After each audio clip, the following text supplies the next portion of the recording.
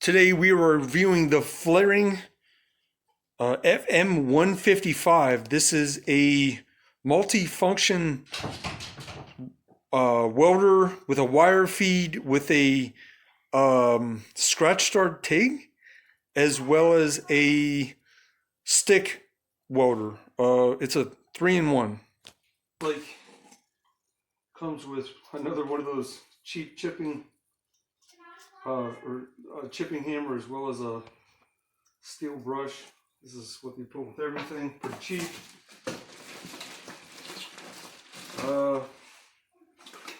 Wow, awesome. Again, they're sending you a roll of the 030 flux core wire. It's very nice that they send this to you straight out of the thing, so you don't have to mess around with getting one. Yeah. Very cool. They send you a spool. In the box, you have some tips. Feel like ceramic maybe. And then you have 1, 2, 3, 4 tips. I'm assuming that's 030s and 035s. I'll confirm that. On these, it's listed as 0.8 and 0.9. That's millimeters. In American, 0.030 or 0.035 inches. When we get to the machine itself,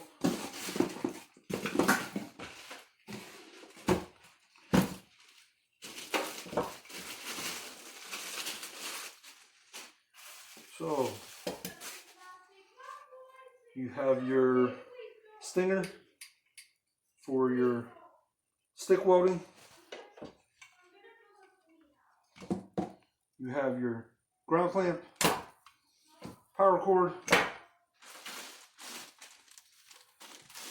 There is your MIG gun with your connector, your 2 connectors, and then the machine itself. This machine claims to be able to do 155 amps. For something this size, that's a lot of amperage. I'm interested to see if that actually holds true. When you open it from the side, you get all your basic guts.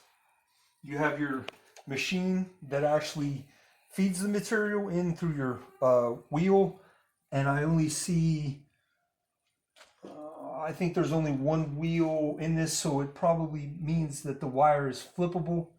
Usually machines, the wire feed wheel will have 2 slots cut into them and you just flip it around for the different sizes. I'm assuming what that's like. And then here's where you put your spool like that, and then it feeds in, feeds out through your line. This is all pretty standard stuff so far. It's super small. This thing doesn't weigh anything. It's like carrying around a toaster. You got your on off there. It was actually switched on just now, so maybe somebody tested it at the factory. That would be great. And that's it. We'll have to plug this in and see what this does. It looks like MIG V and A. So I'm assuming that's voltage and amperage. I will reference that, and then there's your controls and your readout screen. Stop. In looking at the manual, it's a little unclear. It says duty cycle 35%, but it doesn't really properly reference at what output that 35% is. So I grabbed the machine and flipped it over. So these are your 3 modes. That's clearly your wire feed, clearly your stick, clearly your TIG, for the wire feed is what we're kind of mainly concerned about. It looks like 31 amps. That isn't very clear either. 155 amps, 60%.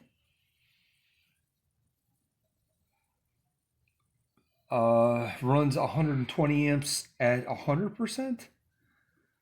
I'm not sure. That doesn't line up with what it said in that book. The book said the duty cycle was 35%, but this looks like it's saying, and I may just be reading this wrong, but it looks like this is saying 60% at 155.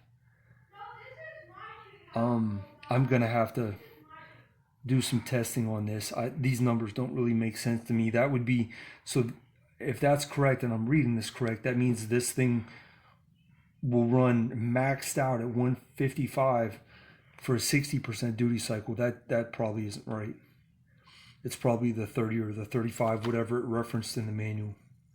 So we'll have to do some testing and figure out if that's correct.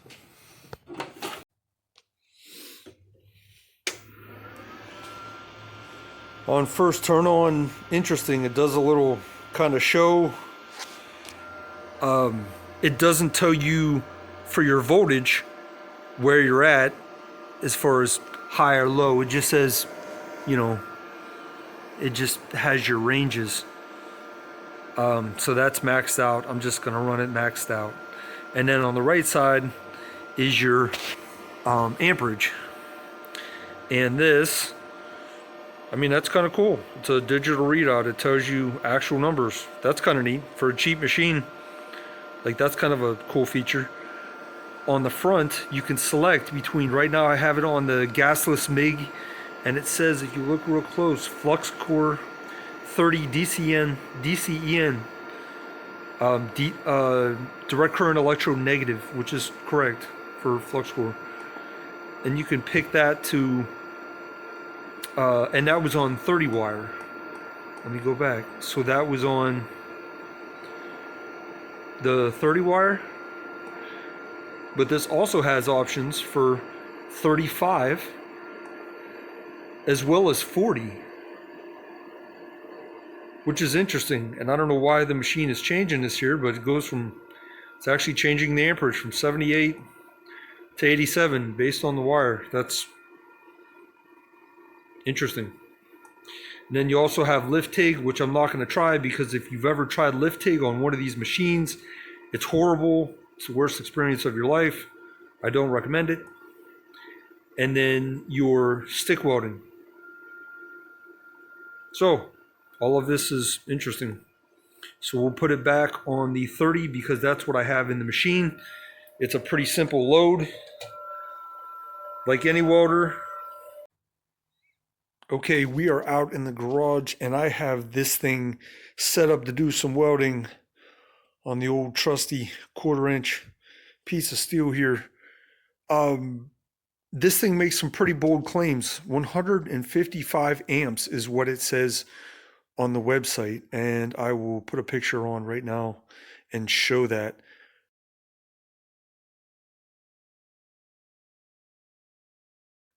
For a 110 volt machine to run 155 amps, that's some pretty serious juice out of a little machine like this. It's super light.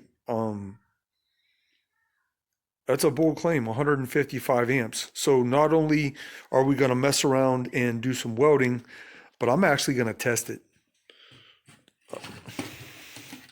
I've got a X-Tech meter that will literally tell you what kind of amperage is running through that line. So we're actually going to test it. I'm going to tell you how right or wrong this is. I'm going to just turn the thing on and open it wide open for the first weld because I kind of know what it should sound like. I have an old big 200 amp stick welder, like an old, it's not a Tombstone, but it's basically a tombstone. It's a stick welder. It runs like 210 amps or something like that. It's a 220 welder. The thing will burn through anything. I kind of know what 155 should sound like, so I'm gonna go ahead and just start hitting this and see what it sounds like, because that'll tell me right away how right or wrong this is.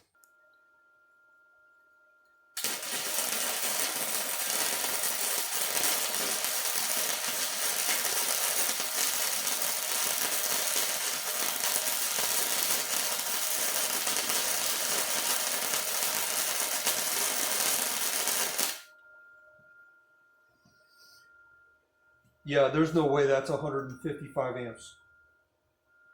No way.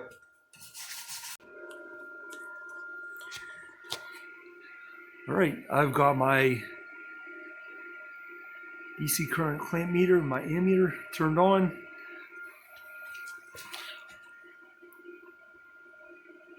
We're gonna zero that. And this is what it's really welding at maxed out voltage, maxed out amperage. This is how much it's actually putting out.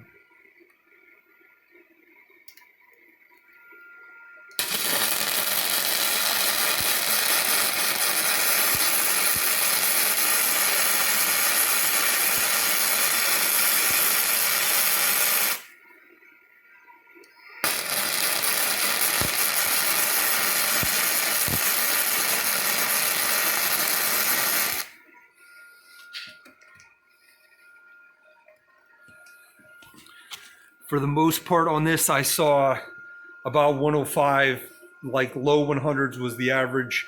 I think I saw one spike to 120. That was nowhere near the 155 that is claimed on this machine. And if you want to question the placement of this, I've had it up here. This is a really easy to test way to test stuff like this. I had it down here on the line. Yeah, could you say there might be some loss in like shielding or something? Yeah, I guess you could, but I mean, I know what 155 is supposed to sound like, and that's nowhere close, and this proves it. It was about 105 in reality. So the claims of this at 155 amps are clearly not correct.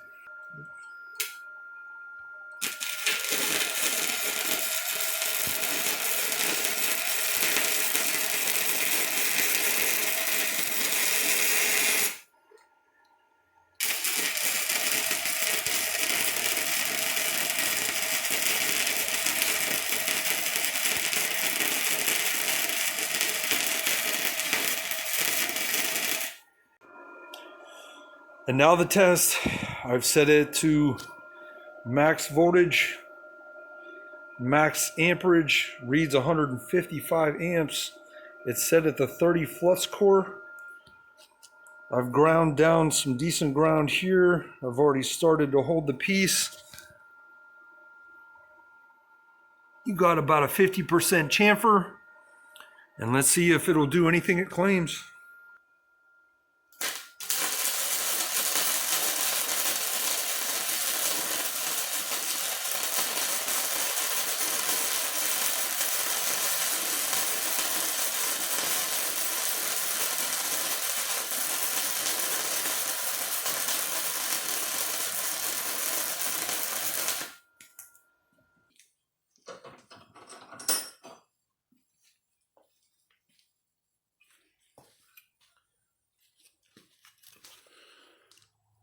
All right, it ran an okay bead.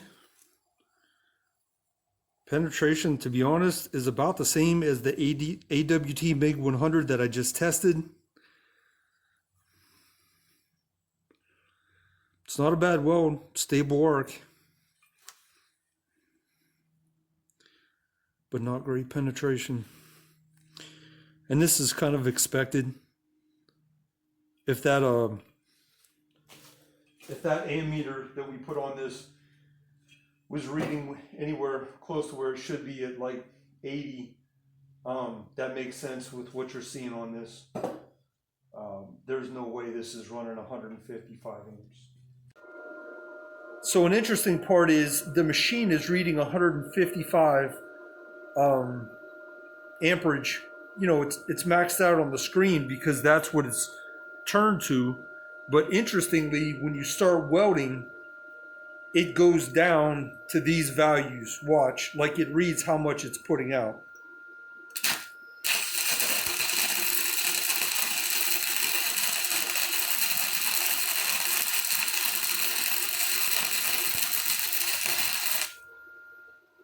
And that was at best, when I just watched that as I was welding and not paying attention, at best I saw in the low 80s for the amperage. Here is confirmation that this thing works, and then it tells you what you need to, and this is a way that you can verify whether or not your machine is running like it's supposed to. All right, and this view is going to be to prove that this is accurate with that. We got this in the 70s and low 80s. That's what this thing was saying it was putting out. And we're going to verify what it shows on this to show that these two are the same. And this is an accurate method to verify the amperage that's coming through it.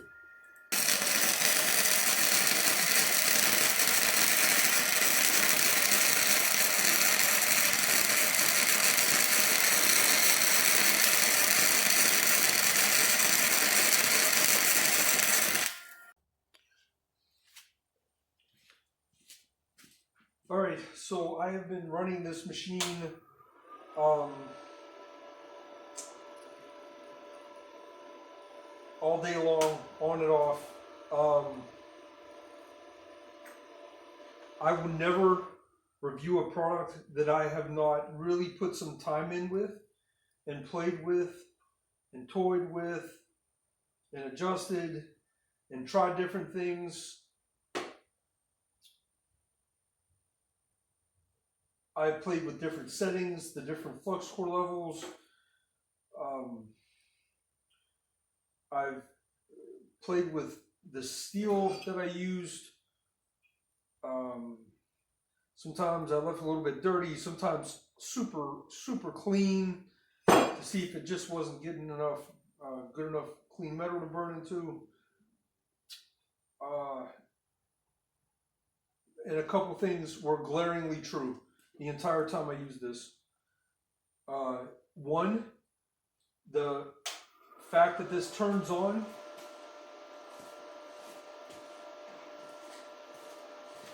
and you can crank this up to 155. That's not true. It's not even close to true. When you start welding, usually when I first start on a fairly core machine, you might get a couple spikes into the 110s, you know, 110, 115, but then it quickly kind of wears out. And then if you're running wide open, everything maxed out, you pretty consistently see this reading like 110s. So this, you have it set for 155. When you start running it on the steel, this doesn't even hit the 155. It reads about 110s, like 110s, 120s on this. So it never touches 155 on its own reading. While you're actually testing it and you've got it clamped on and you're reading how much amperage is actually making it through, this is off, even though this reads 110s, maybe up to 120, you know, like 108, 115. We'll call it 110, 115. Even though this is reading 110, 115, the actual reading of the amperage that's coming through in reality is about 80. Like low 80s, consistently. I've been running this thing all day long. I've given it so many chances to try to prove me wrong. Maybe it needed to be broken in.